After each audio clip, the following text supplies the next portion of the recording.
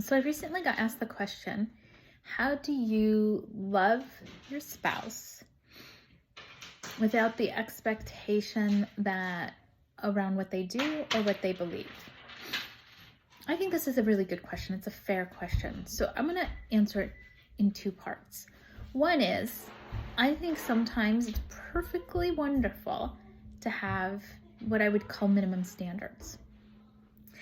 And these are things that we expect in a relationship, and that they're not really negotiable, and that they need to be happening in order for you to stay in this relationship. And these can be things like no yelling, no demeaning words, and on and on and on. Like, you get to set what they are, and you can set them as high or as low as you want them to be. Okay, that's an important thing to have in place. Then there's this other piece of, how to love them when they're not doing what we want them to do, but they're still meeting the minimum standards. Okay, that's a lot of what we see in a mixed faith marriage. I'd like them to go to church or not go to church or whatever the case may be. And, I always thought they would be believing, or I always thought they would see things my way, or who knows what. And how to love them when they're not meeting your expectations. So again, I like to distinguish, are these mandatory? Are these minimum standards that I need to be really honest with myself about and really take care of myself here? Or are these nice but not necessary? Are these, I always thought it would be this way, but I guess it's not?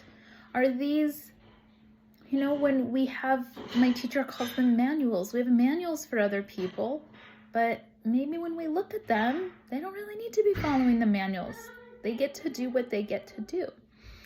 I think it can be important to distinguish between the two, so you really know what's going on. Do I just need to get over that they're not always going to do what I want them to do, but they're still great and wonderful, and I'm totally committed to this relationship?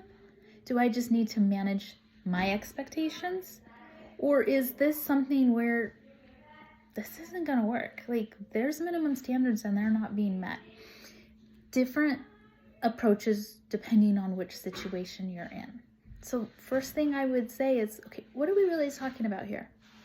What's the actual situation? And then you can move on from there. A lot of times we don't even get clear on that because we're so paralyzed at how scary it can be to be in a mixed faith marriage because of a faith transition. But ask these questions and it can be a lot easier, because then you have clarity over the situation you're actually in. All right, this is Brooke Booth, a life coach for Mormons and mixed faith marriages.